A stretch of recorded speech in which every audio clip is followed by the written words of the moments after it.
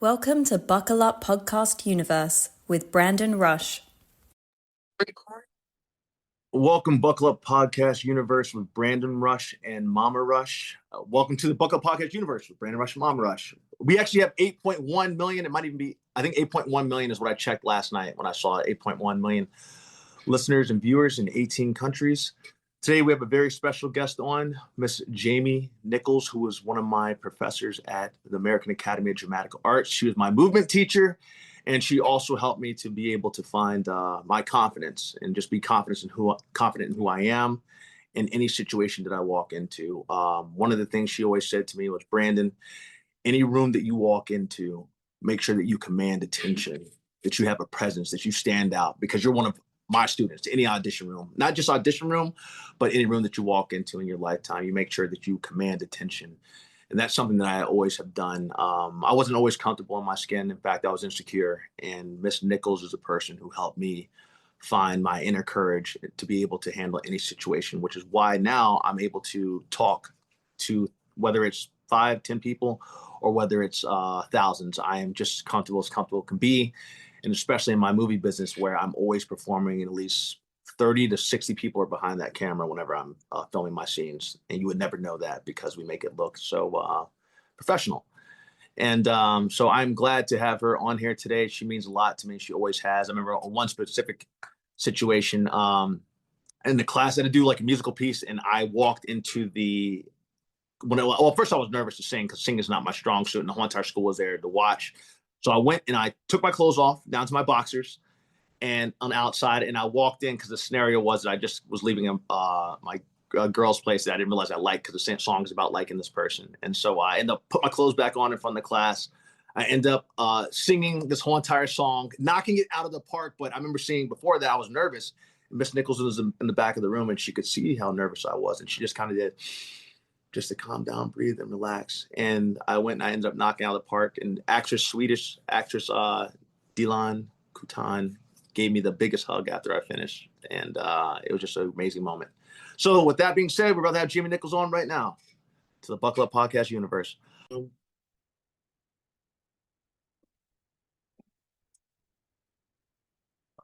now how do I back out of this so I can see it? Yes! Miss Nichols, how are you doing? I'm fine. Yeah? Yeah, but can you do me a favor and just call me Jamie? Oh, yes, ma'am. Yeah, Jamie, I can call you. That's not a problem. I have so much respect for you always that I appreciate that so deeply, but it's like, what year did you graduate? Yeah, exactly. Jamie is completely fine. It's all good. I have no problem saying Jamie at all. Yeah. Jamie, welcome to the Buckle Up Podcast Universe with Brandon Rush and my mom, Mama Rush. Hi, Mom. How are you? Hi, Jamie. How are you? I'm fine. I'm here in Pasadena, California, just waiting for you all. This is Great. Miss Jamie, you look you wonderful. can call me whatever you want. That's okay. You look absolutely amazing. You look incredible. Yes, I'm using a filter. Okay, well, if you say so. No, I try. I'm trying. Yeah. Well, you look wonderful. Jamie, I just wanted to say, I actually gave a pre-intro to you, but I was saying just how much you've always meant to me. The reason when I first got to American Academy of Dramatic Arts, I was insecure and I wasn't comfortable in myself. And one thing you did for me was you showed me how to be secure in myself, how to take up space, how to be confident. And one thing you always said to me was, Brandon, any room you walk into, you make sure you command attention. And I literally have taken those lessons with me everywhere. Every step I go, every show or movie set I step into, I always make sure that I command that attention, but in a respectful way. And then even in places that I go, but I have so much confidence, and people are like, where do you get this confidence from? And I tell them that I didn't always have that. It was Jamie Nichols who taught me how to have that. And so I just wanted to thank you for that, because I was an insecure person before.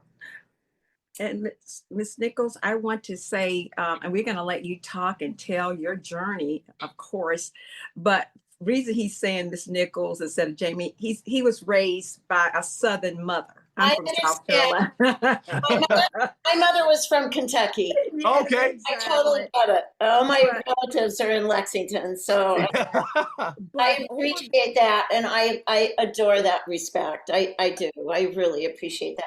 But Yes, now ma'am. you're making me cry. Okay, it's all right. I mean, that happens. but But over the but I appreciate that so much, Brandon. Mhm. You know, and especially with what's transpired with the academy, and Yes, ma'am. maybe we'll talk a little bit about that. Yeah, we can. Yeah, but I'm really excited to do this. So, however this plays out, or whatever you know, there might be some things that I might not want to talk about Oh, that's fine.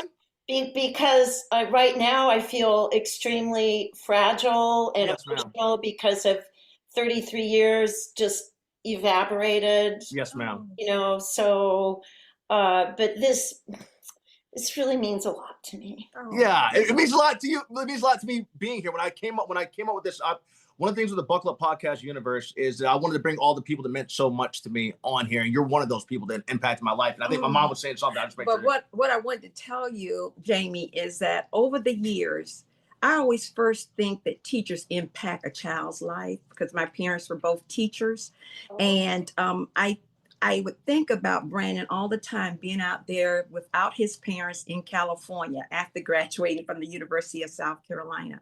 And I always wondered if he would be okay, if people would treat him well, and that would love him the way we love him as a child of ours. Well, he talked about you so much, Jamie. He said, Mom, I have the best teacher at the academy. And she took me to the side, or she spends special time. And you don't know how that makes me feel as his mother. And his father died of pancreatic cancer, and Brandon will talk about that a little bit. But with that said, I want you to know that you're special. You've impacted my son in such a positive way. And in fact, I came across his leotards the other day. I want the tights or something. And I said, Brandon, should I give these away to Goodwill? And he kept looking at them. I think I'll pull them back out. But any rate, I'll give it away to someone, some other child that can practice in them. But at any rate, I wanted to say that before we get started. And I love you for that. I want you to know how much we love you for that. And you've been one of the highlights of California for him and at the school, okay? I deeply appreciate that. Okay. Thank you from my heart and my soul. And you know, one of the things that I learned over the years teaching at that school, and we might touch on this a little bit later, is yes, we have a curriculum, and yes, we have certain things that we need to get across to the students. But the students, in my case, over all the years that I've taught, and I'm still teaching, is that I learn from them. And that Brandon might remember that, but it's what you bring into the room. And all of that history and where everybody comes from, because we had a huge international group of students and still did up until the last day. And that over the years, Brandon, actually my class has changed and evolved a lot. I mean, I kept the basic of the Yes, ma'am. fundamentals, Yeah. but Yeah. but also added, especially during COVID when we taught online, I added a lot of things to instill even more of those roots and deep relationship with yourself, and understanding yourself and appreciating who you are, where you come from, and also respecting that and the families of those people. You know, it's always been I've been a big advocate of that, but I thank you so much. I'm gonna, now my mascara's It's all good. You're fine. anyway. So Miss or Jamie, That's, so how did you? It's gonna. you can, Yeah. I'm sorry. Yeah, you're good. And then Jamie, I also want to say this other story because I don't know if you know this one, but even I've referenced this story so much. I even said it briefly before here. But singing was one of those things that I'm not good at. I can't sing. I've never been or I wasn't confident in. And I remember the day that we had to do a performance, and this is before I was cool with Carter and all of them, but it was where the other class that you had all came into Mr. Hart's room. Was it Mr. Hart? Mr. Hart, and I love Mr. Hart too. He's phenomenal too. I love his splash and everything. You all came over to Mr. Hart's room, and it was right when I was about to perform. And I had done a thing where I went outside, I went down to my boxers and I came in and sang, but I could see you in the back of the room and I was nervous as nervous could be. And you just simply did. And that got me to calm down. It got me to, I remember that to this day. It's like, it helped me to focus and it helped me to, and I ended up doing a great job with that performance. But I just remember for that day, I was nervous. And you're just like, and that calmed me and got me focused because I'm like, I'm able to do this. Not only that, I have Miss Nichols who told me to show up, command attention in every room that I walk in. So if anything, I want to make sure that, that if I'm one of her students, I want to make sure that I do a good job here today. Okay. So it's just, you have that Zen way about you. Yeah, sometimes Zen, but sometimes not so Zen. Yeah, you have fire, a lot of fire too. Actually, that did evolve. You know, I one of the things that I added when we were teaching online is because that was something. This room was a dance studio. Okay, wow. And yeah, I mean, we moved everything out. I had ballet bar, and anyway, and I had students from all over the world. I mean, I had some students in Australia that were taking class at 3 a.m, and Romania, China, Japan, you name it, Denmark. But one of the things I decided, I mean, I always did a little bit of this meditation, but I started every single class, and I still do it, with what I call a standing meditation. And standing for the actors, because a lot of the work you're going to do is on your feet. Mm-hmm. And that comes from things that you said to me too. Really? You know, that experience with Mr. Hart. So anyhow, I start every single class now with a standing meditation, and they stand with their knees soft, their arms down by their sides. And I talk about finding your roots, your history, your ancestors, where you come from, and finding yourself in that room, in that space, and that energy that comes from our history and ourselves through the bottoms of your feet, all the way through your body. I talk about all the, the sections of to the top of the head, and finding yourselves and appreciating yourselves. And then we would do vocalization and some other things, some physicality. But it really impacted the students. Mm-hmm. And Brandon, so from you talking about that experience, because I never really had a chance to create more in my curriculum that addressed those issues with students. So anyhow, we did that, and then we would do all that crazy floor work that I used to do. Yeah, but it got us in shape. Oh, I know. Yeah. But at the end of that, then we would do what I call a reconciliation meditation. Just finding your light, breathing light into your body, bringing positivity into your body, and my mantra that at graduation, every student in the theater recited, I am humble, I am grateful, I am thankful for this instrument. So I really have added that into the classes, along with all the other stuff that we did too. And I think it really allowed the students to feel calm and centered and placed in this planet. So they carve their own space here. Okay. Yeah, so anyway, that's my philosophical. Yeah, no, I love that. Listen, Jamie, one thing I wanted to say, it's gonna be a battle all day, is I wanted to go into your upbringing. I know your parents meant a lot to you. You lost your dad while we were in school. I remember that, and then you were still at school that day. My mom. And was it your mom? Yeah. Mom first. Yeah. Let's talk about that. It's really important. Family. Yes, ma'am. So I wanted to ask you, because you're obviously such an impactful person. I know, if not just to me, but to everybody, every student that you've touched, how your parents played a role in shaping you who you are today. So I didn't even know you're from Kentucky. You're so world traveled. Oh, my mom is. Okay. My mom.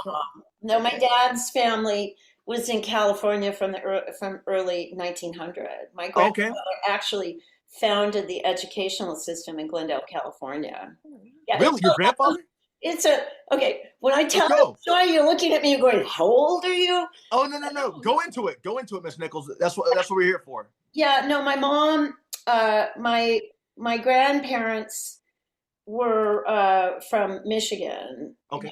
And my grandmother was born in Pawpaw, Michigan. They were in the newspaper business, but my father's father was quite an interesting man. He was a merchant seaman. He traveled all over the world, but he came out to Arizona and California before he married my grandmother. He was a real adventurer and was a teacher. My great grandfather was a minister, and on both sides of the family, they were either in the church or newspaper, And so anyhow, he came, married my grandmother to the chagrin of my great grandmother, Bomba Blackman. She did not want my grandmother to marry a teacher in California. But anyway, they came out here in 1900. Can you imagine what it was like here then? Yeah, seriously, I can only imagine. There was nothing, and he was the first principal of Glendale Union High School from 1906 to 1921. Okay. And I know you're going, how old is James? Oh no, I'm not. I'm not even doing the numbers. I'm literally. I just want you to think about this because it's, and your mother will appreciate this because of the period in history and my grandmother having kids so late in life. But he was principal of Glendale Union High School from 1906 to 1921. Then he went to Coachella Valley and was the first principal of Coachella Valley High School in the middle of the desert, which is Palm Springs. Yeah. And then my dad was born in 1921. My grandparents were in their 50s when my dad was born in 1921. Wow. I want you to just think about that. A woman, 1921, having a child at then. That's crazy. Kind of unheard of. So anyway, so he came, whoops, there goes my phone. Came back to Glendale, and at that time, Glendale High School split into Hoover High School, Glendale High School, and he created the social science department at Hoover and taught there. And then they opened up Roosevelt Junior High School, and he became principal there. And he died in 1938 from colon cancer. Really? His dad was just 17 years old. Holy smokes, he's still a boy, like a man. Yeah, he was very young. And anyway, that's kind of the history. But Daddy was, I'm going to cry now. It's okay. I know how close you were to your dad. I've cried on here several times about my dad. Get that. Yeah. He was a very, very humble man. He had his points of view, which I appreciate, but we would argue about it from time to time. But he was a very just, honorable, humble man. I don't remember him ever not smiling. No matter who he met, he smiled. He always had something to say to somebody. Always was gracious. He was just a really good guy, and he went off to Stanford. Oh, wow. Yeah, got one of my grandmother's relatives paid for his education, and he was studying hydraulics and petroleum engineering. Holy smokes. Yeah, and then because my grandfather, one of the things my grandfather was in California, the aqueducts and all of that, he was really focused on how important, the most important thing in the world would be water in California. Okay. He saw that. So anyhow, that Daddy was studying that, and then World War II happened. Oh, wow. So Dad enlisted in what was then the Army Air Corps. There wasn't the Air Force yet. Okay. That was the Army, but they put him into Air Corps. And he really, really wanted to go overseas and do what all of his buddies were doing. But the Army had a different idea for him. So he ended up going to Rutgers and working with a colonel, teaching the Army, the guys who build, the Army? Corps of Engineers or bridges or? Yes, yeah. Okay. Yeah, and helped them with their math and building and all of that. So then this guy says, the colonel says, well, there's this top secret project And I think that you're a really good candidate because of your education and your mathematic skills. Okay. So they sent him to Oak Ridge, Tennessee. Oh, Okay. And that's where they did a lot of there was the Manhattan Project in Oak Ridge and then in New Mexico. My holy smokes. daddy was 21. He was just 21. And he had no idea what was going on. And he was sent there to, because of his hydraulics background, Yes. Uh-huh. Yes. to work on this top secret project. And that's in Oak Ridge, Tennessee. Well, my mom had just graduated from high school. She was 17.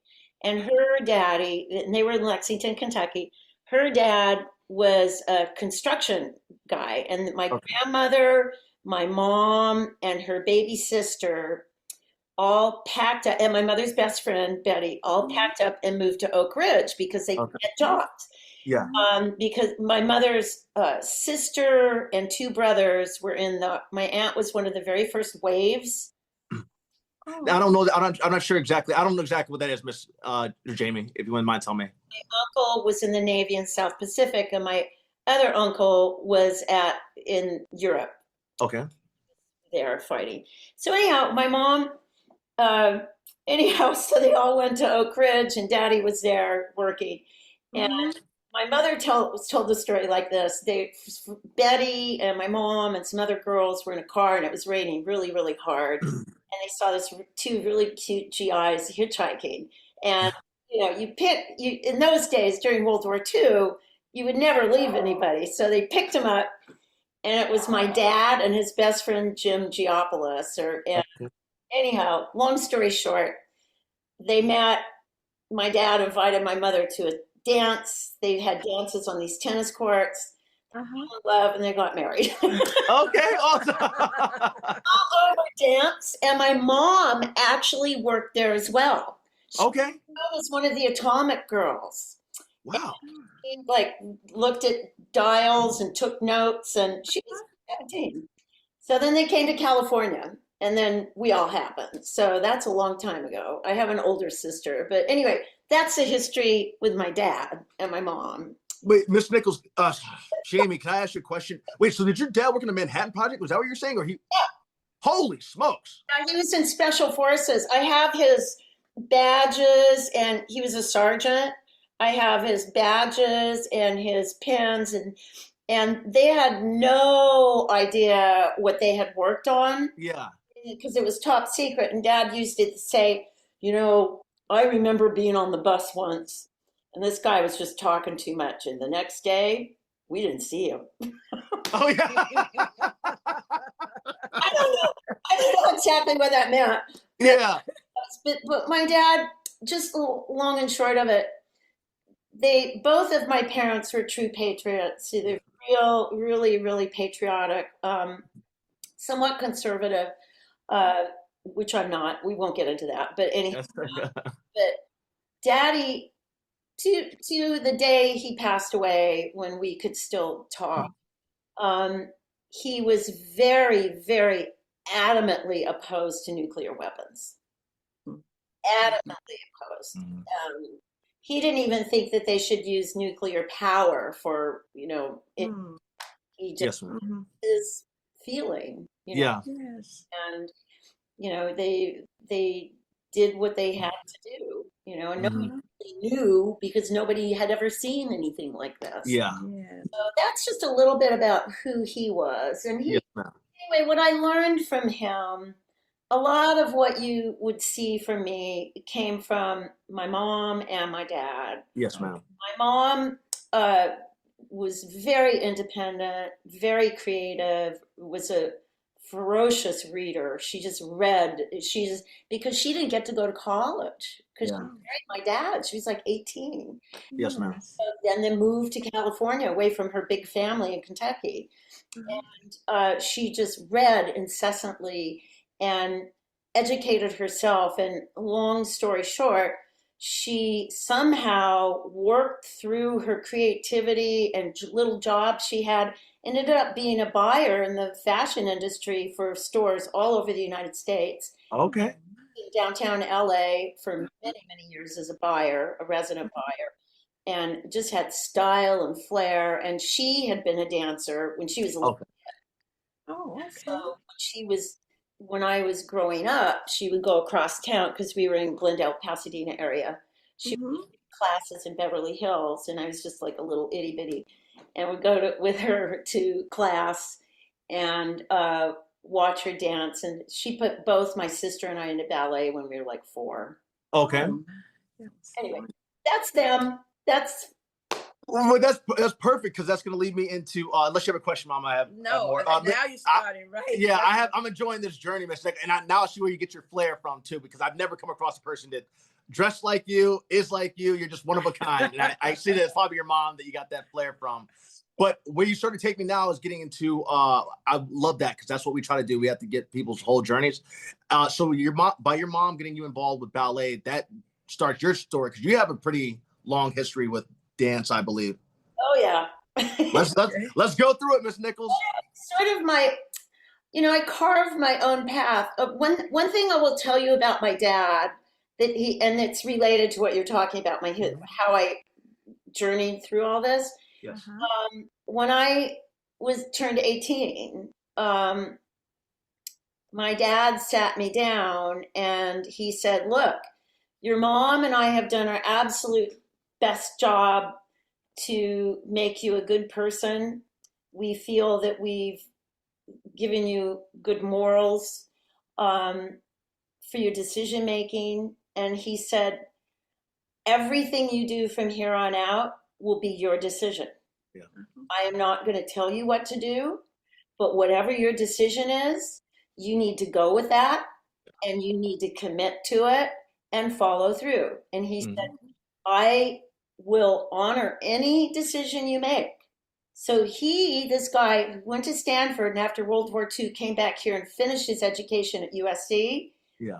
Did not push me to go to university or college. I did on my own, but it was kind of strange because he was like one of these guys, it's like, I'd go, "Dad, I can't figure out this algebra problem." And he'd go, "Just figure it out."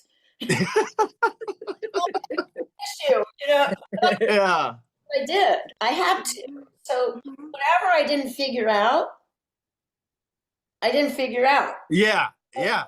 Kind of let me find my own path. So that being said, yes, dance was really important to me. And just my history with being a performer started on the holidays in my family home in Glendale actually is a historic landmark. Is it really? Yeah, because of the architecture. I could send you a picture of it. But we had this huge living room and my thing at Christmas was to put on I loved classical music. I loved it. The Nutcracker. And okay. And I made every single person in that house, and they always had big Christmas, sit in in the round. And they had to watch me perform. Yeah. They had no choice. Yeah. We had this big archway and steps down into the living room on one side, and then a smaller steps up. It was a big Mediterranean, classic California Mediterranean house with big, huge high ceilings and beams and a big fireplace. And so it kind of started like that. And I got that from my mom. Okay. And then that went into grammar school. Of course, we had, talent shows. And back in the olden days, they had something called the Mickey Mouse Club. Okay. So Dad made a big giant, he was really artistic, the big Mickey Mouse dial. Yeah. And I recruited all the kids. Choreographing, I was directing. Yeah. Sets, I had costumes. I mean, that was like 7 years old. Yeah. That's just, I started. It's been you. Yeah, my neighbor our house was built in 1928, so we didn't have this, but my neighbor's house was new, and they had an electric garage door. I said, "Let's put on a show." So, I mean, it was just something innate in me that my parents allowed me to have. And for some reason, I was really good at wrangling the kids in the neighborhood to do things I want to do. And we put on shows. So it started there. Okay. It kept going through high school, dance and drill team. Drill team was cool because you really learned how to count to 8. Yeah. But but marching on the football field at 7 o'clock in the morning wasn't my favorite thing to do.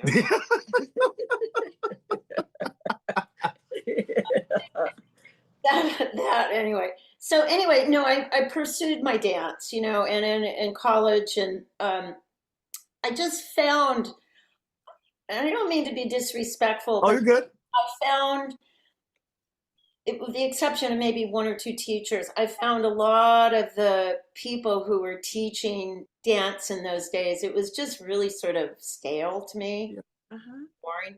So I carved out my own direction and finding classes and what was interesting. And then at Glendale Community College, I met this woman by the name of Hilary Lemieux. She was from New Zealand, and she inspired me to become a dancer. Oh, wow. Okay. You know how teachers affect you. And Yeah. she was this vivacious New Zealander, and she always wore lavender and a big lavender, and it's just this fabulous energy, and really inspired me to make my own choreography, to take other classes, to love myself, to branch out and do more. And I got involved in the theater classes there. And there was a woman, I did a funny thing on the way to the forum. Funny thing happened on the way to the forum. And the choreographer was this, not quite sure what her background was, but Yeah. but it was cool. And she Yeah. said, "Oh, you're phenomenal. You've got to go dance. You've got to pursue your dancing." But I really liked acting. hmm And I did all these plays, period pieces, but dance just captured my heart. And so then I started going across town to the west side to take classes from this woman named Ellie Johnson that my mother had danced with. Okay. He had been there was a man by the name of Lester Horton who was here in Los Angeles, and he created the first integrated dance company in the United States. Oh, wow. Amazing. Everybody danced with him. Alvin Ailey, just an amazing group of people. And so, anyway, this woman, Ellie, had her own company here in Los Angeles and taught classes. And I go get across town, and I got a friend, because I didn't have a car. I got a friend of mine, will go with me. Yeah. All the way on the west side. And anyway, I started out in her dance company. It was like my first professional job, and doing modern dance. And we went on tour to Mexico, Wow. danced all over, did like this bus tour to, we danced in Mexico City at an opera house. And there were Wow. little villages where we would pull in on the bus, and they would go to a movie theater and they'd sweep the stage. Yeah. Modern dance in the middle of some little village in Mexico. I fell in love with Mexico then. The people Yeah. were amazing, and it was during a time when things like this weren't happening too much. Yeah. No, you're right. It was like my first professional gig, and then things evolved, and I started. And the whole time I was taking ballet, I was teaching ballet. I can't even remember how I started teaching, other than I was at this ballet school where the director of the school saw in me that I'd be really great working with children. So she Mhm. trained me to work with children. Oh, amazing. It happens a lot. You Yeah. mentor people. So I was taking my ballet classes from her, going across town, taking from Eugene Loring. On Hollywood Boulevard, there was this big old hotel, and down in the basement was this amazing dance studio, and everybody in the world who did ballet took classes there. And Okay. Hollywood, what was it called? I can't remember. But I took from Eugene Loring and Jack Coughlin there. And so anyway, I just did all these things. And I just kind of, back in those days, we didn't have these. Yeah. I had to do it like discovery, word of mouth, Oh, yeah. is, and I did all kinds of workshops. I took classes from a lot of really, really famous people along the way. jazz, modern dance. One thing I never did was tap, and I really regret Oh, really? that. I really, really, really regret that. But there's so many other great tap dancers. That's okay. You know? Yes, ma'am. But I had this journey of all these people in Los Angeles, and I found by accident I had gone. Boy, I'm going over a lot of stuff here. No. This is what we wanted you to do. No, this is exactly this is what our show's about. Yeah, this is perfect. To like other. This is what we do. Okay, yeah, This is perfect. fun because my dance life wasn't designed by a certain system. Yes, ma'am. I came from my dad telling me, make your own decisions. Yeah. Find your path, commit to it. And I would go take classes by the time I had my car. I would just show up and I had no idea what was going on. And I would just walk into a room like what you talk about. Yeah. And people would look at me like, well, where did you come from? Here, Yeah. this is like a professional class. And I would just throw myself into it. Oh, yeah. Yes. And you know what?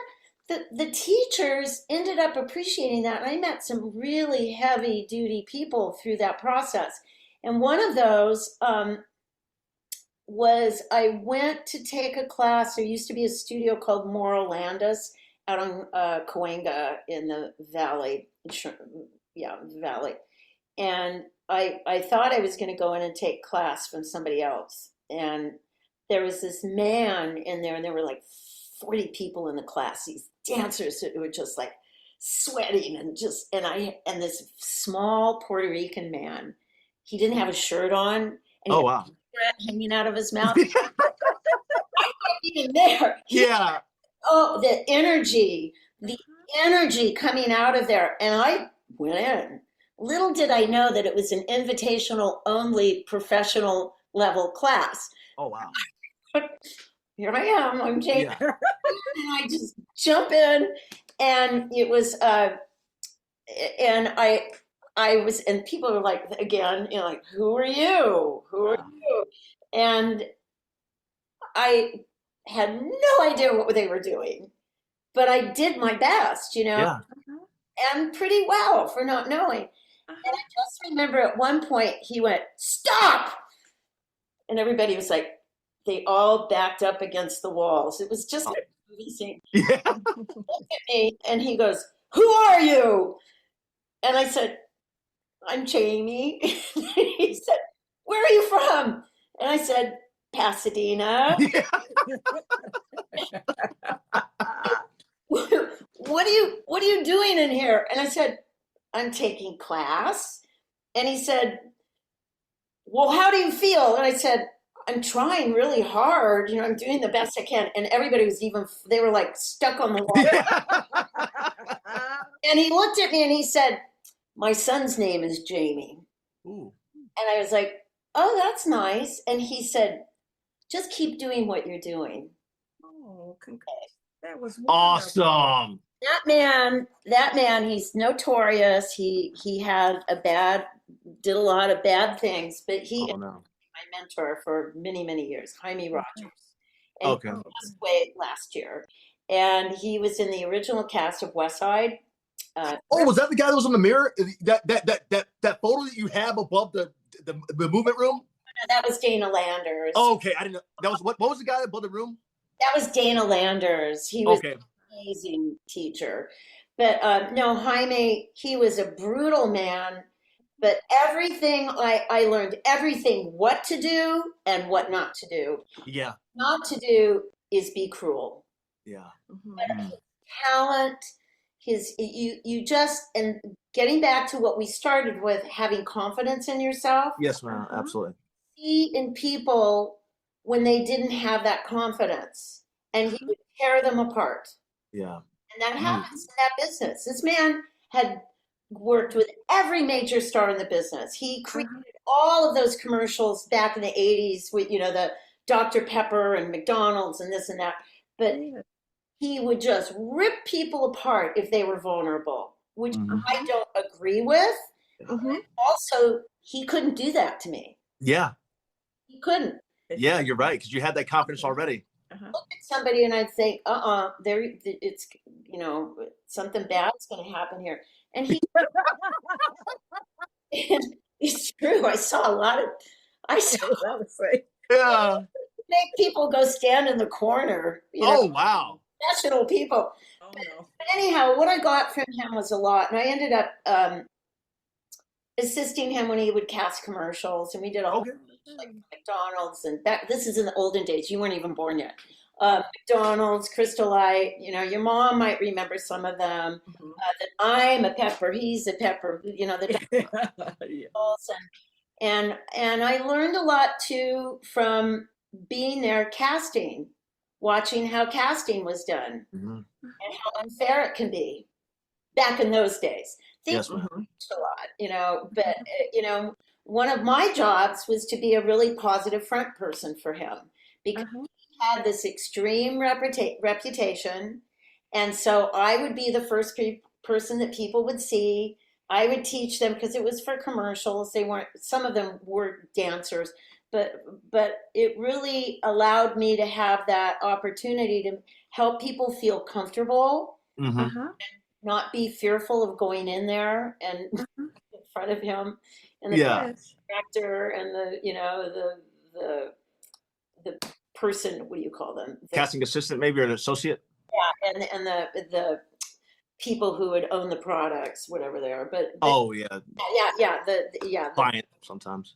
it was scary, but I did a Mhm. lot of that, and I had to audition for him too. I was wondering if you. Oh, yeah. Yeah. Okay. But his cruelty came to fruition with that. I Oh, of callbacks and would be really great for something, and he would give it to somebody else that he might have had a relationship with. oh, yeah. Oh. Oh, that's unfortunate. Yes. I was very adamant at keeping everything separate. Yeah. That was right answer. It was really, and that came from my dad. Mhm. He had to make a decision. I mean, he was notorious. Oh, wow. So the people who got the jobs deserve them too. So, Yeah. and I'm going to have to say that personally, I had a lot of letdowns in my life as a dancer, and I'll get to why I changed my trajectory. Okay. I had, my friends are brilliant dancers or were, and I was always really happy for everybody when they did things. I never had resentment. I would be disappointed. Yeah. But they were still my friends, and I would Academy Awards or something, and I'd see them dancing. It was like, yay! Yeah. And then, as things escalated during the '80s and working with him, it got to the point where things were just cuckoo crazy. And during all this time, Brandon, I was teaching. Yeah. My own. I co-ran a ballet studio in Pasadena, a ballet academy with this really amazing dance teacher. And I was teaching my own classes and creating my own skills as a choreographer and beginning to build my own following. And so one of the very last things I did with him was just this insane rehearsal for a commercial he was doing. And I mean, people were nuts. It was just out of control, and there was no definition in anything, and I didn't know where my place was. And I remember it was like 5:00 and I had a class in Pasadena I was teaching. And I said, well, hi, man, I'm going to leave now. And he goes, okay, I'll see you tomorrow. Yeah. What was that? I said, no, I'm leaving. And I'm coming back. Oh, wow. And I left. Yeah. That was it. That's when I I quit auditioning. I let my union affiliations go, which probably wasn't a dumb idea. But I decided that I was going to go home to my studio and start my own dance company. Okay. Wow. Yeah, and you did. Yeah. I did. And I had that dance company for 23 years. Holy smoke. Good for you. Excellent. See, this is like my dad in the back of my head. Yeah. decisions, have good morals, Yep. Yes. from bad situations. So Yes. I just did this thing. It was like when I was a little kid with a garage door, the door going up and down. Yeah, absolutely. Perfect for a show. Yeah. So yeah, and we had this beautiful space in Pasadena, and I started producing my own dance events there. And all of this grew, and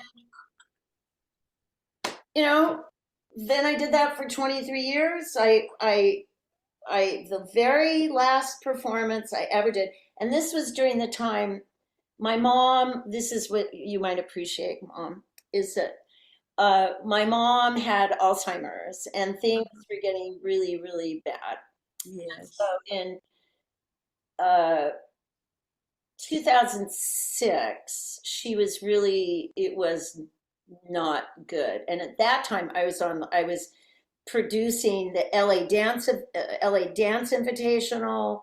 I was on the board of directors of the Dance Resource Center of Greater Los Angeles. I was doing all of this community professional work, not just my stuff, not just at the academy, but I got involved in the greater community. I completely forgot about that. But I was on the board of directors. I did, and I just had all of this in performances and people asking me to perform with them. And so I had this one last performance of it. Now I'm going to cry, of a piece called If She Could Remember. And Stephen, my husband, wrote the music for it.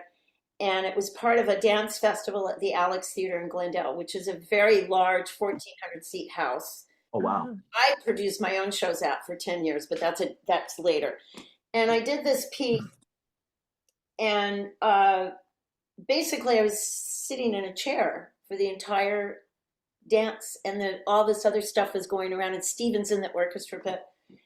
Anyhow, I got this great review in the LA Times, calendar section, a photo like this of me. Hey. Yeah, it was really like, hello, yay. Yeah. That commercial. So about later on, right before the first of the year, I got a call from a gentleman by the name of Louis Siegel at the LA Times, who did all of the dance writing. He wrote that review. Okay. He said, well, we're doing this, like, who to look for in 2007. I think that's what year was it? 2000. I can't remember. But he said, I just want to know what your plans are. Your work has been really substantial, something to that effect. And I said, well, I'm quitting. Oh, wow. Yeah. What? And I said, yeah, I'm not going to have my company anymore. And I said, I need to take a little bit of time because yeah, the family. Yeah, absolutely. That's the most important thing. Yeah. And I didn't say that, but I said, I need to take some time and I'll get back to you. And so he wrote a story about me ending my dance company called Nichols Gives Fast Feet a Rest.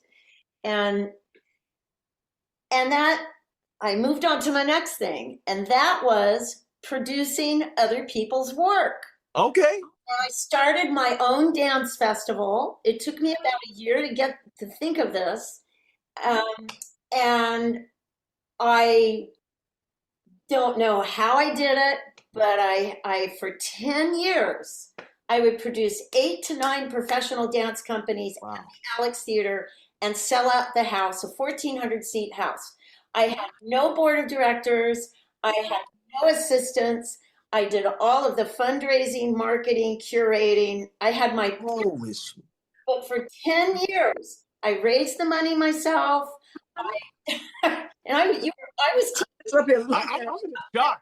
I'm not in shock because it's Jamie Nichols, but all of my money out of my savings to rent the theater for that first night.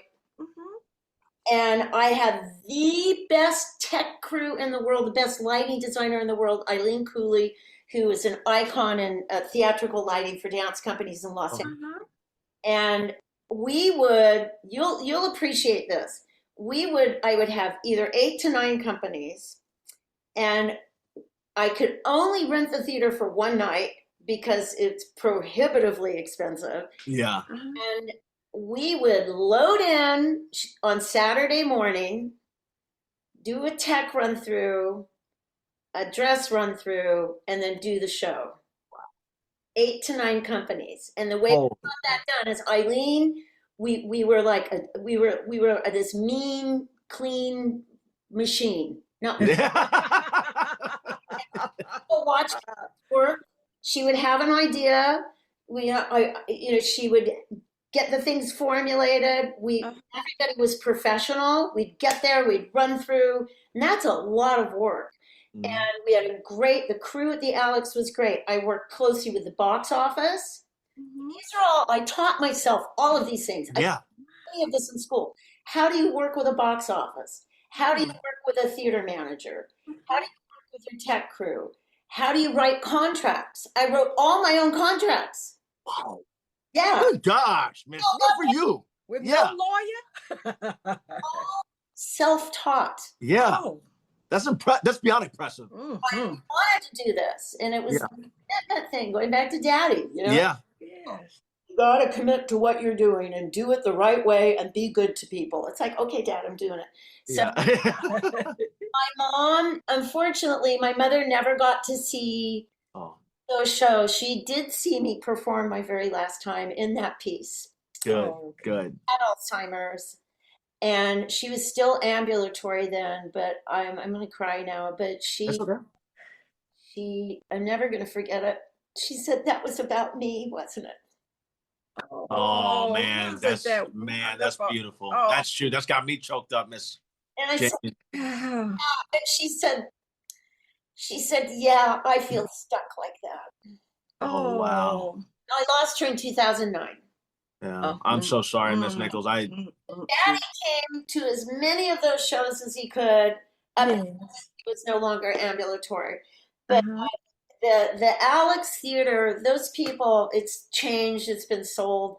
But the entire Glendale Arts was the organization that I worked with. They were just amazing to work with, and we built this great relationship. And I ended up also producing the 16th annual Lester Horton Dance Awards there, and it was huge with and performances. I introduced hip hop to the modern dance community.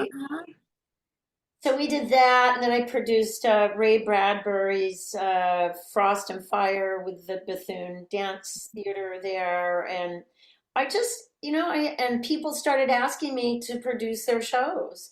Mhm. Okay. I did marketing for a beautiful Armenian dance company, Oh wow. non-Armenian person in the whole, Yeah. and did all of their press for them. And all this time, I was working at school, and that Yeah. people never realized what I was doing for all those years. 33 years I was there. Yeah. I never really got an opportunity and I'll talk about it, to do anything like that there until the last couple of years. But anyhow, that's sort of my journey. I feel like what you're doing now, I feel that we need to keep evolving. Absolutely. That's correct. You start from a place of what you want to do creatively, and you do those things, but you can't, like, as you age, like, my body is nothing like what it was like when I was dancing. Yeah. In my head it is. But you can't punish yourself because you're changing. Yeah. Physicality, or you're aging. You need to, first of all, adapt to the times. Yeah. Willing to listen to people. Not be afraid of things that are new or people that are different from you. Surround yourself with as much diversity and culture and music and dance as you can. Yeah. And we'll keep going. So that being said, for the last 8 years, I've been working with the Brand Library and Art Center, curating a dance festival there. Okay. Awesome. This is in Glendale, and the Brand Library is named after the Brand family, and that used to be just a private home where my grandparents would go. Oh. Full circle. Education in Glendale, in the greater Los Angeles area. So anyway, we just had our very last performance 2 weeks ago, and I take applications from professional. You have to be a professional dance company with at least 5 years, of professional work, and you need to be a 501(c)(3). And Uh-huh. we take applications from companies from all over California or wherever. And Uh-huh. I try to create up there, working with the library and funded by the brand associates. They've Mhm. Uh-huh. companies, um, is to bring for 4 weeks, each Saturday, a different kind of dance that represents the diversity of the greater Los Angeles area. Good. Okay. So, music wise, cultural, dance wise. And so we just had a very successful 4 weeks. It just ended. Congratulations. Yeah. What?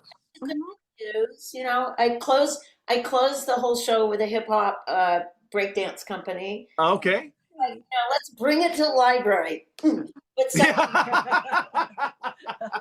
Will you be doing that all summer? Or that was just finished. We do it in usually May, and uh-huh. it's 4 weeks. And Okay. and that's the other part. It's for the community, and it's all about education. One thing I try to inspire in the companies that participate in this is they talk about what they're doing, because Uh-huh. their audience might not be people who've ever seen that kind of dance. Uh-huh. Like I had an Afro-Peruvian company that Mhm. and they were fabulous. And I know a great majority of the people who were there didn't Uh-huh. understand the history of the Africans in Peru, and Uh-huh. the separation, take their instruments taken away from them, and the dance Uh-huh. created. But anyway, that kind of thing. So I did that. And one thing I forgot to say, Yeah, go ahead. You're good. I'm talking a lot right now. No, no, no. Uh-uh. This is what this is about. This is what it's what about. it There's no is. time limit. You're good. No, please. One of the things that I did do with Celebrate Dance at the Alex Theater, getting back to education, I created an educational program for middle school kids. Really? Yeah, and I wrote grants for that. And for 6 years, I partnered with a middle school in Hollywood called the Bancroft Howe Middle School. Okay. Mhm. And I worked with the gal who was the head of the dance department there. And these are kids that are pretty much underserved kids. Yeah. Mhm. And so what I would do is I would pick three for my show, the show I did, it was all kinds of dance. I didn't, I always like what I do at the brand. I want people to see the breadth of dance, Mhm. and that it's Mhm. not just modern dance or ballet or jazz. There's all this. So anyhow, I would pick like three different choreographers who were Mhm. in my show at the Alex, and invite them, and they would get paid. Everybody got paid for everything to go to the school and give a class, but not a technique class. They would talk about their work that was going to be in the show and teach them, these little kids, an excerpt of the choreography. Okay. Oh, yes. They would learn that. Uh-huh. Then I would get funding for 200 tickets for these kids, get the buses, bring them to the theater so they could see what they learned on stage, Uh-huh. identify, Yeah, absolutely. identification, watch the show, and then they would go back to school. And I created, it was like a questionnaire. So then you Yes. have to go back to school and write about what they experienced. Absolutely. Oh, Wow. that was 3 years wonderful. educational. And one of the greatest joys in my life was this young man named Curon Clarks. And he was, for 2 years, he participated in those classes and would go to Celebrate Dance. And I forget what year it was. It was the year he was going to graduate from middle school and go to high school. I was awarded the Furthering the Visibility of Dance Award in Los Mhm. Angeles. Oh. It was really prestigious. And I invited Kiran to come and give me my award because of a letter he had written to me Really? talking about how Celebrate Dance changed his life and how he wanted to become a professional dancer. Awesome. Wow. His teacher, Miss Diane Hula, at the school as well. And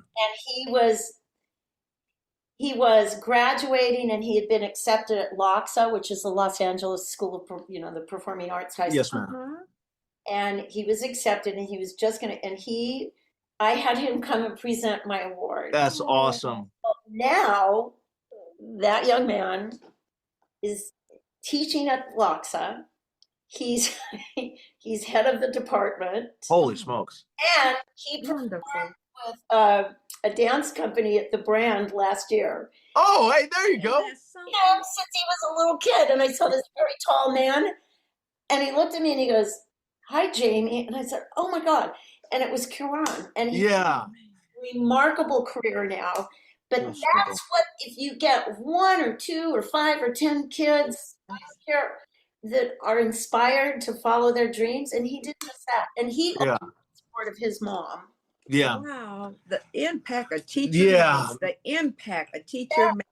You change lives. You change lives. Education's really, really important, It and is. Yeah. allowing kids to find their own path. Yeah. Uh-huh. I worry about the future of that, especially in public schools now with what's being made. Mm-hmm. I really, really worry for it's like what my spiel I always give at the Brand. I always talk before the shows, and I talk about how important culture is. That is so true. Acting, music, dance, painting, any of the we need culture to keep our humanity. Absolutely. That is so true. Really, really important to me. And then children, like I was able to be in talent shows when I was like 8. Mm-hmm. The children have that opportunity to explore their creativity and not be inhibited from doing that. And Yeah. all of this stuff goes full circle. It does. Goes back, And yes, thank you for my parents. Yeah. Jamie, as I listened to you speak today, I always think about exposure. And my parents made sure we were exposed to as many things as they could afford. And we got a chance to travel the country. And I'll never forget that my sister Benny, her name is Benzina Hall, and she went to the University of South Carolina. And the first plays I saw, and I was just in elementary school, she was in a play, West Side Story. Oh, And so my mother being a French teacher, she would be in charge of the plays in high school. So I would go to the plays and watch my mother train kids and all. My mother had this way about acting. But she was a French teacher, and I think Brandon has definitely inherited that way. But with my sister Benny, not only that, but I wanted to be a ballet dancer. Oh, And growing up in South Carolina, my mother called and got me in ballet classes, and my mother didn't want me to be upset by going to the class and they finding out that we were Black, because my mother spoke French, fluent French and English, and they didn't know on the phone that she happens to be a Black woman. I was a Black woman. And so they accepted me in the class. And so my mother called right back and she asked the question. She said, "Now, I hope you know that we are Black." And they said, "Oh, wait a minute. Let me just check the roster. Oh, I'm sorry. We don't have room for your daughter to come to ballet class." And so that's South Carolina. But it never stopped me, because when I graduated from college, I took a ballet class in Delaware. And so I said, they won't stop me. But that was one thing I wanted to take as a child. I wanted to dance. I wanted to tap. I wanted to be a ballerina and all of that. My parents encouraged us to do all kinds of things in this life. And so with that, I'm so happy that Brandon, I can see now why he was excited to go to your class, because as you talked about all the things that your accomplishments, Brandon said that you were movement. It was movement teacher. Yeah, not dance, but movement teacher. teacher. Yeah. With that, how did you come to work at the American Academy? Well, it's kind of another long Jamie story. Living here in Pasadena, I was teaching at a studio, and this really great gal would come and take classes from me, and her name was Bridget McCarthy. Mm-hmm. And she graduated from ADA, the Okay. campus in Pasadena, in Mm-hmm. 78, I think. And Mm-hmm. her second year, Brandon, they needed a movement teacher, Oh, wow. still a student. And she started teaching when she was a student. Really? Oh, okay. Yes. Yeah, this is how different it evolved. Yeah. And so we took classes together. I was talking about how we would go to take classes. And Yeah. anyway, she was like a great tapper, musical theater person, which I'm not a musical theater person. I can do it, but that's not. Yeah. She got a gig to go on tour, and she needed somebody to sub for her. Oh, wow. Oh, okay. And we were really young, really, really young. I mean, Yeah. I was still a student, and I was really young. And my first year I ever taught at that school was in '84. Holy smokes. Yeah. I was 12. But Yeah. that was the year, I'm sure you remember Joe Garcia. Joe, I don't know if he was teaching when you were there, but Linda Brennan, Dr. Yes, I remember. Yeah. Yeah, Joe hadn't started teaching when you were there. Okay. Linda had just graduated as well. She ended up being head of the voice and speech department at our school. Okay. But so then Bridget came back, and I went off and did my thing, my professional thing, what I was talking about earlier, Mm-hmm. Yes, ma'am. timing, to auditioning, doing movies. I did several movies. Yeah. I do. Mm-hmm. And then in '91, Teresa Hayes, who I know you know, Yeah, no. she needed somebody to come to, this is the old Pasadena school, to come and teach. And so I'm going to cry because I just adore her. She hired me. Mm-hmm.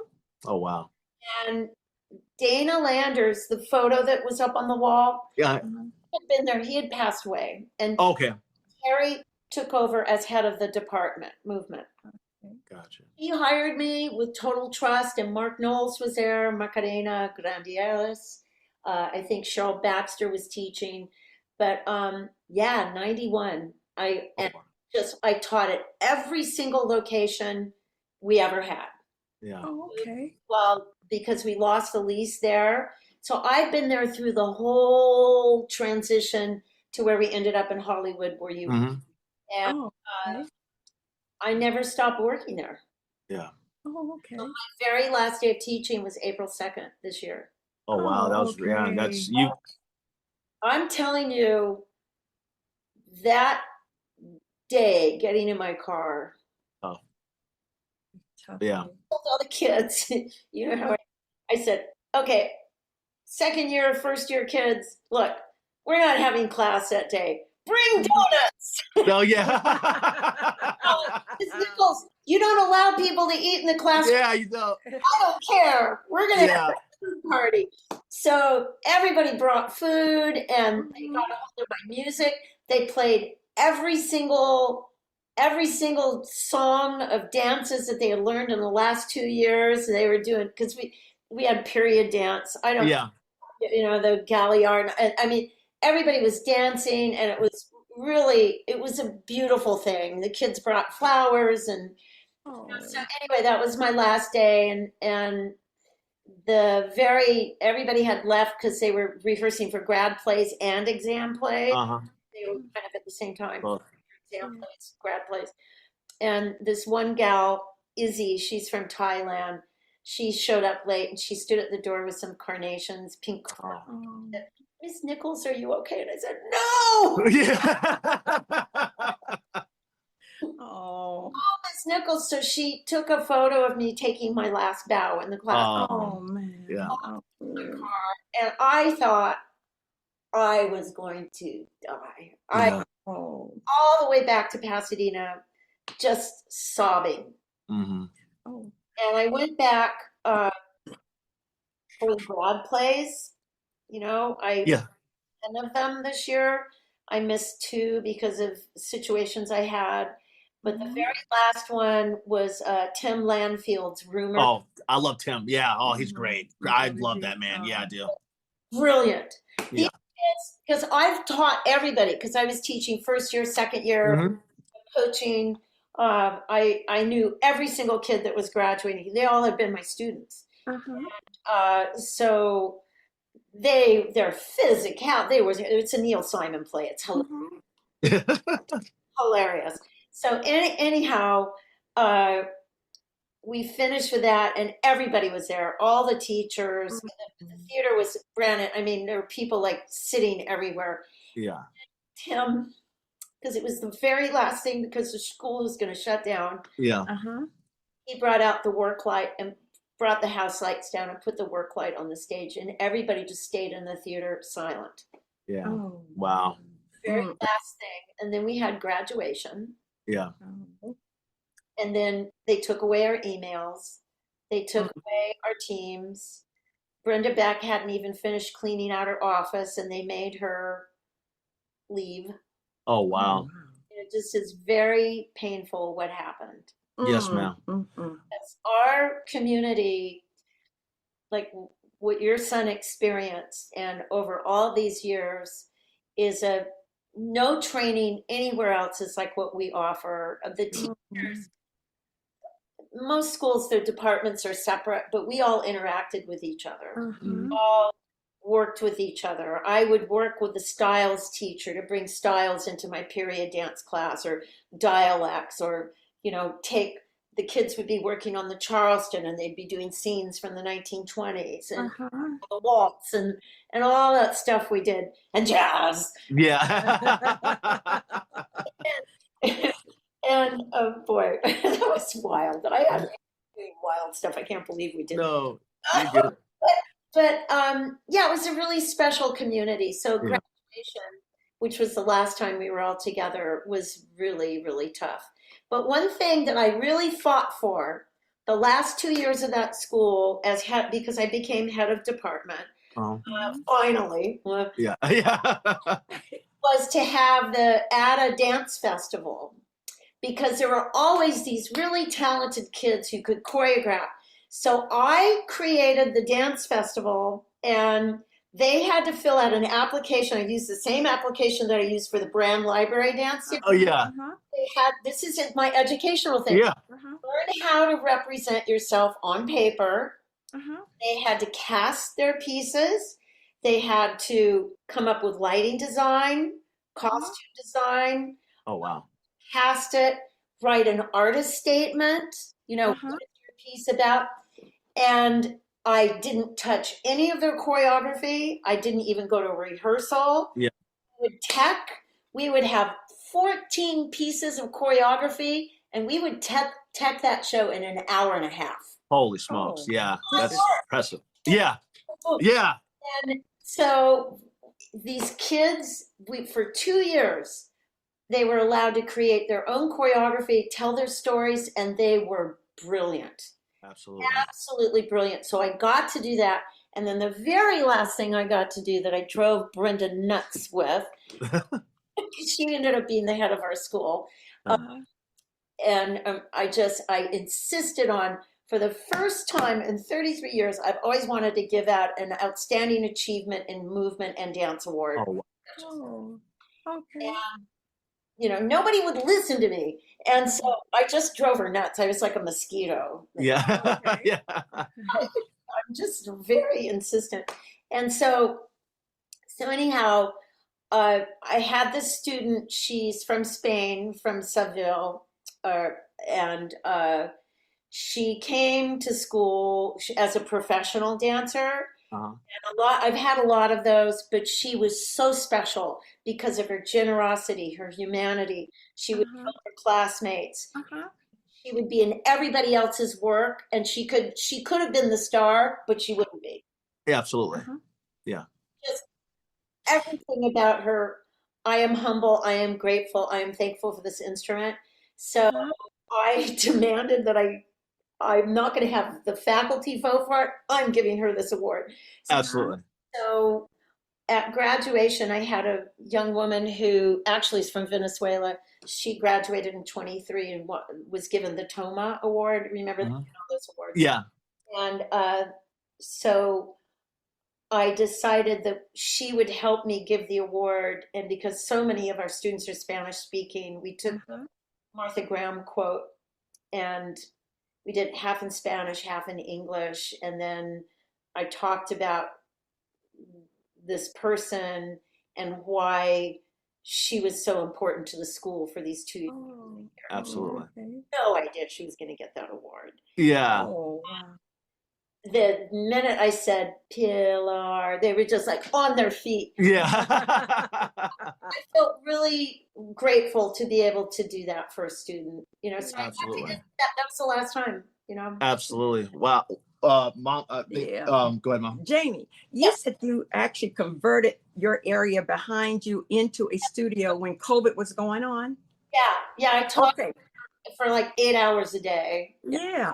So I don't know what your plans are next, but have you thought about, with students out there trying to learn things, converting the space again and teaching online? Oh. Because you probably have so much going on, but I thought about your space and I heard that, and the school. It's a brilliant idea. I just, it really took so much out of me, just mentally and physically, because I'm using my big Mac right now. I don't use my laptop or my phone for.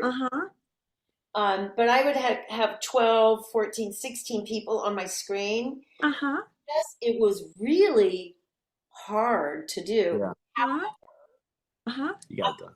Really good at it. Yeah. And one thing, Brennan, you'll appreciate this because I had to take our entire movement curriculum. How do you facilitate that when students aren't together? Yeah. That's right. Everybody learned how to do self-tapes. Oh, which is needed now more than that's a new wave. I know. Yeah. And I gave them total freedom to, like, they could go outdoors, they could, create characters, but I had to teach like the Charleston. Well, and partner. So dialogue before, like audition. Yeah, they're learning everything that's needed now. That's how it is these days. Brilliant. Yeah. Yes. We even did grad plays online. Wow. Yes. Grad plays, I had to choreograph 2 students who were in completely different parts of the country in a dance together, and they were singing. Oh, wow. That's beyond impressive. Oh, I'm telling you. You need to, as Mom saying, you got to ask because of the fact I'm just seeing this, and you're so sad when you said the school closed, but it hasn't closed for your life. No. For you being able to help others and to teach others and to bring this to the screen. Yeah. Well, you see me thinking ahead of you. One of the things we have done is when this whole thing started, I mean, I don't know if you realize the whole story, Brandon, of what happened, but I figured it's a money thing with the school. Well, I kind of realized the fact that they want to use that to make money off of it, to sell the place, not the school itself, but the yeah, I figured that much. So anyhow, I don't want to go back to that. Oh yeah, you don't have to. We're in a positive area. Let's talk. Yeah, we're talking now, moving forward. We created our own nonprofit. And we tried on 3 different occasions with proposals to keep the school going. And these are really brilliant teachers and outside board members that we created. And they just said, no, no, no, no, no. So we said, finally, fine, we're going to create our own new conservatory.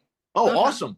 That's right. So that's been established. I've been on the faculty advisory committee working on a 2-year curriculum, very, very different from what we did at ADA. I'm not demeaning that at all, but we have to move forward. And this is what I said earlier. You have to be malleable. You've got to accept change and go with change. And so we've created this new organization. The board of directors is great.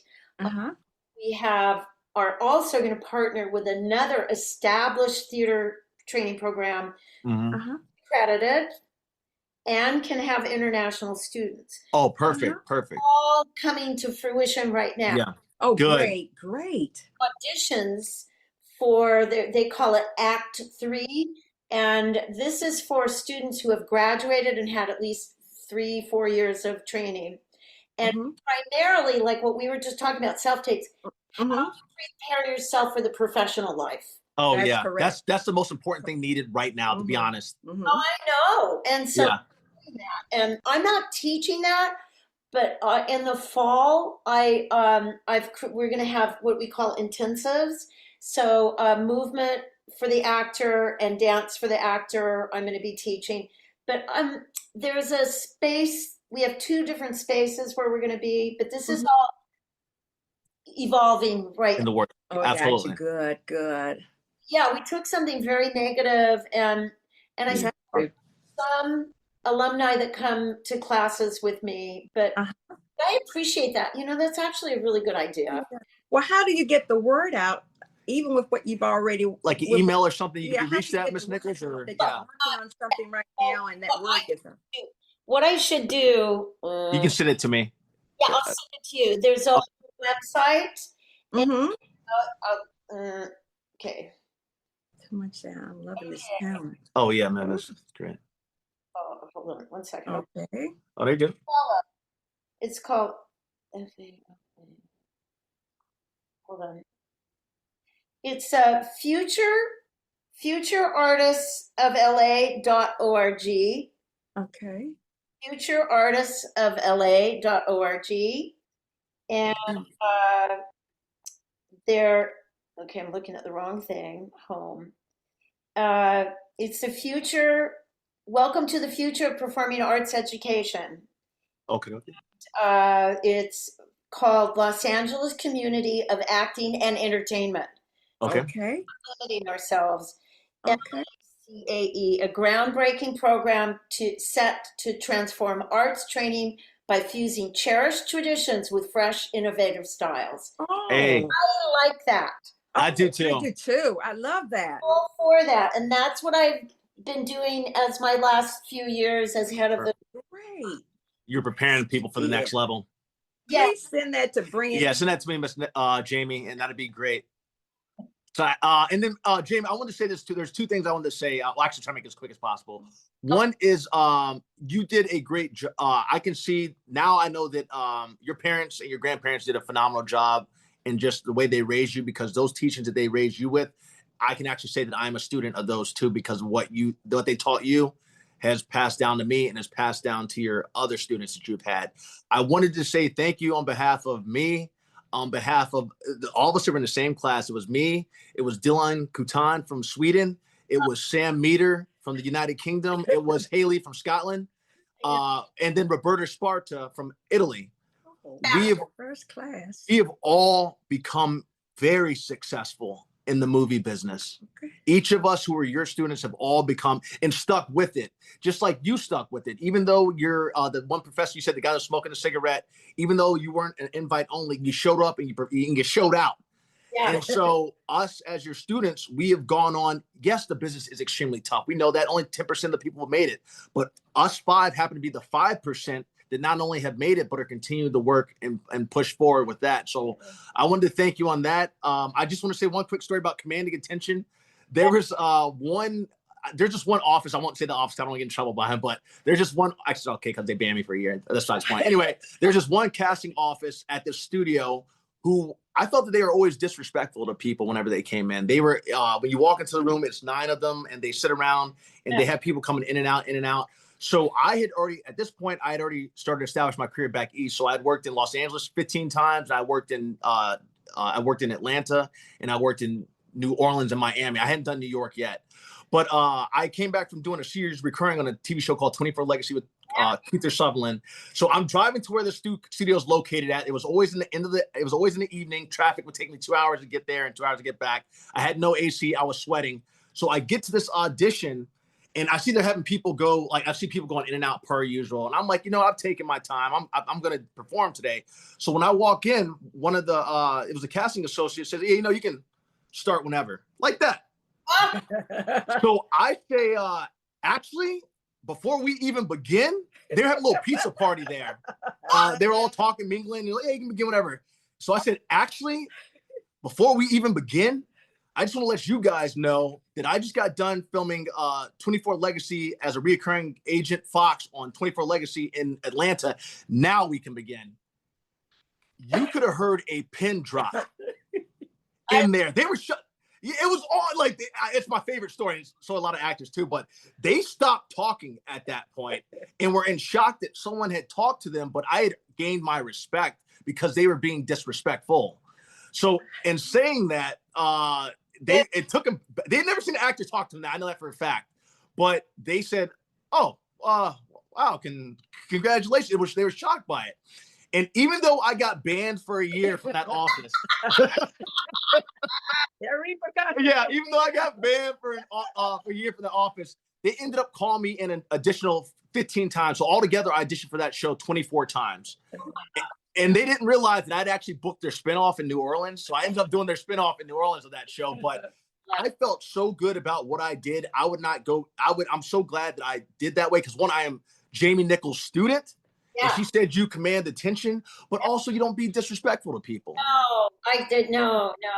Yeah. I need training. You know, I so enjoyed every time I got to see you on a show. It was like, yeah. Oh yeah, we're doing it. It was so much fun. Yeah, I thank the Lord for everything you all have done. Yeah. And helping mold Brandon, because Brandon now has been on 77 TV shows and movies, and I think dancing as he did. Trip for Betty White. That's priceless. Yeah. But you got Nichols. Dancing without a shirt. Yeah. Miss Nichols, I've never felt so. Two things. Going into that audition for that, I actually recorded. I still have it on tape. I said, whoever shows up today in LA, they're going to lose, because I knew no one could beat me at that. So, and I was in a 3-piece suit. I stripped for 2 guys, and they're like, wow, that was amazing.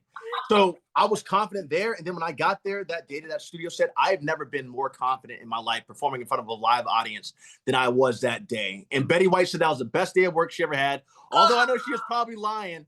But what she did, what she did for me though, is in her history, she stood up. She stood up for integrating everything, and that cost her a show one time. Mm-hmm. So for her to say that to me as a Black actor, just to give me the confidence, she wanted to put that confidence in me that I was doing something right. Yeah, and she was a wonderful person. Man. And I'm so appreciative for her. And I think with Brandon creating this show that we now have, the Buckle Up Podcast Universe, past a regular podcast, it's the universe. We now hit 8 million viewers. Yeah, we're at 8.1 million in 18 countries. Yes, ma'am. In 18 countries. Only up for 2 months. And Brandon's only been up for 2 months. And so I got to share this with everybody. So see, this is why I wanted to get the word out to you. Yeah. Yeah, he will post I'm going to post you out there. And then the thing is, build his page. Stories are important to me, Miss Nichols, because I always find that people, everywhere I go, I always love meeting new people from wherever they might want to be. Also, I want to give credit to California too. And you're an OG, original California person. The one thing I loved about California that I didn't experience in the South, but it's in New York, is the fact that how much of a melting pot and how much I don't see racism really. It's like when I came over to California, Los Angeles, or when I went to New York, I didn't feel that, oh man, I'm a Black guy that has to be, everybody was welcoming, everybody was diverse. And that's one of the things I credit California for so much in New York City, the fact that how diverse those places are, and the fact that there are people still stuck in their ways, but it's such a melting pot and people are so, and that's what I give a credit to California for. Yes, and I have to say that even since you graduated, our diversity just evolved. Yeah. And casting, and in many different ways. And it was, when I first taught at the school, it was like I couldn't remember people's names because they all looked alike. Yeah. Uh-huh. I know what you mean. Anyway. Yeah. I got you. Now, I don't know if that's appropriate, but it's all good. I know we know, but yeah, but you're speaking the truth. Yeah. But it's become, even in the even like when I first started going to auditions, it used to say Caucasian. There was one role that said Black, Mexican, or Asian, but they actually changed that to now it's open. But when I first started, that's what it was saying. But they've opened that, and casting associates and casting directors that I know have fought so hard for that. To see them fight so hard for that, because when I was auditioning so much that like they started pulling me aside and saying, Brandon, it's not you. You're showing up here, you're performing. There's certain people that are stuck in their old ways. And that meant, and it was always, as I said this before, it's always been women and gay men. And they were Caucasian that fought for me so hard in the audition room. And they told me, Brandon, you're doing the right thing. Keep going. They have fought, and that's why I fight so hard for them in everything that I do with my projects. Yeah. And that's why Brandon said the show has to be Buckle Up Podcast Universe, because he said, Mama, we are dealing with everyday people. Yeah. He calls it everyday people. Sly just died. Sly and the family stuff just died. Oh, I didn't know that. Yeah, he died yesterday. Oh. And so he had that song, Everyday People. And Brandon has that for his theme. The theme song for this. Everyday People. And we've met some wonderful people, and the journey has been so impressive. Even yours, it was beautiful. Yours is I never so knew all this about you. And I wanted to hear it my whole life. And Brandon did send your resume to me, and I said, "Look at all those awards. Half of them I can't pronounce, some of them, but you are so talented." And it has come through. Yep. It has come through to the viewers. And it's come through to me today. And I just kept looking at and writing notes in my We're gonna have you back, Miss Nichols. I know my mom's gonna have notes. She writes down notes so she can come back. I write notes. So the next time, if you're willing to come back, and viewers will have questions as well. But the idea of one school finishing, but it seems like you never had to get a chance to get bored in your career. You've had a chance to enjoy it. Well, do your thing. I'm trying.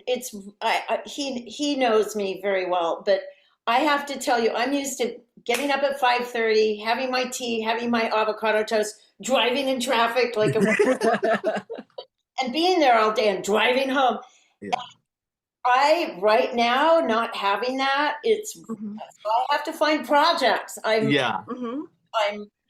is not in my DNA to not do something. I mean, I have to stay creative, even if it's just cleaning the oven. Yeah.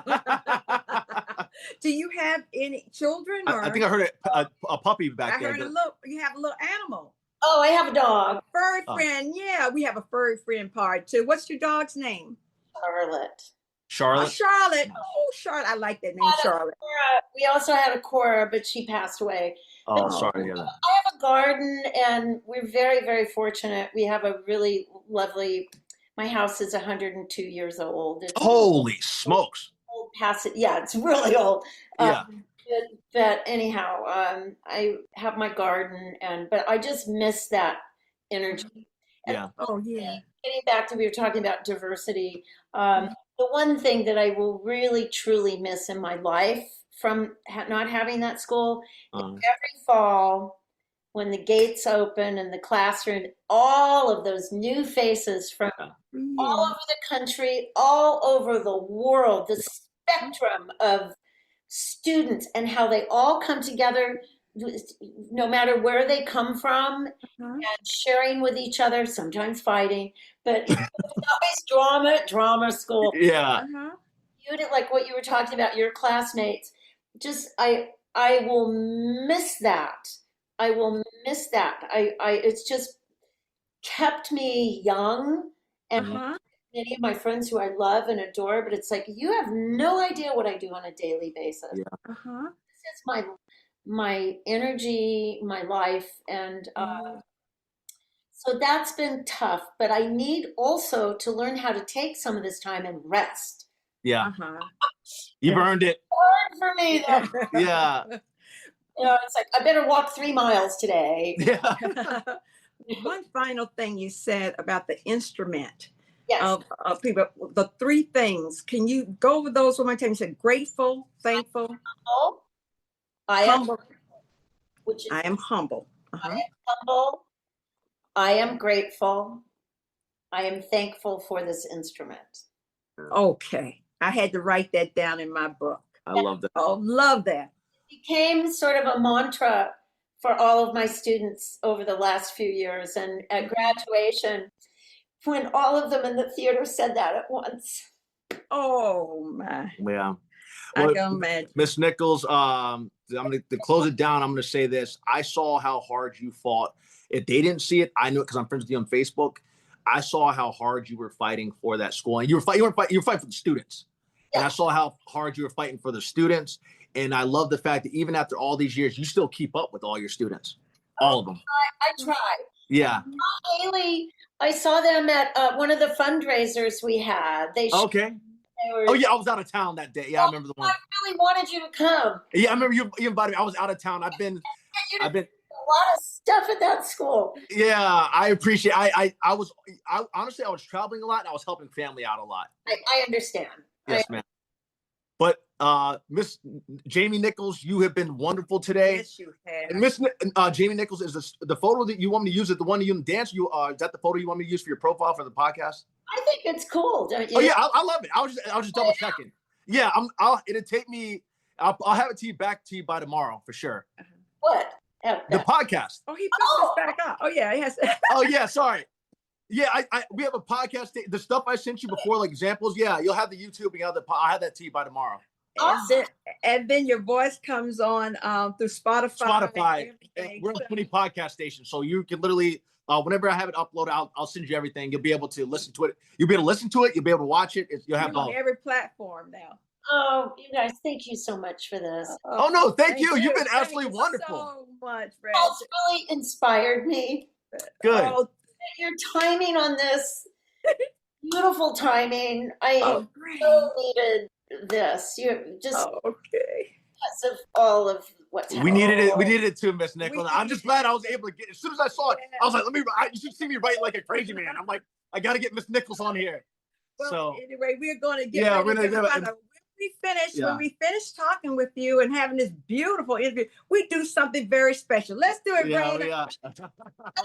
Excellent, bravo. Same for you. Oh, look, I love you, Miss Nichols, and take care. And thank you so much for coming on today. And so we'll definitely have you back because we'll have questions and stuff people want to know. Lucky you have your mom. I really am. She's a blessing to me. I wish I could have done something like this with my mom. I know exactly how you feel. She's been the best. When I came up with the idea for the show, I asked my mom if she would come do it with me. I was a little bit worried, and she was like, I was waiting for when you were going to ask. His daddy would have. My dad would have done it in a heartbeat. And a beautiful speaking voice. So he would have been right there with Brandon. But he's been guiding me. I've heard him talking to me. Yeah. And I heard him talking to me even when I was coming up with this. Okay. So. That sounds great. All righty, Miss Nichols. Take care. We love you. Absolutely. Take care. Jamie Nichols. Yeah. Jamie, I want to say love you. Cheers. You're wonderful.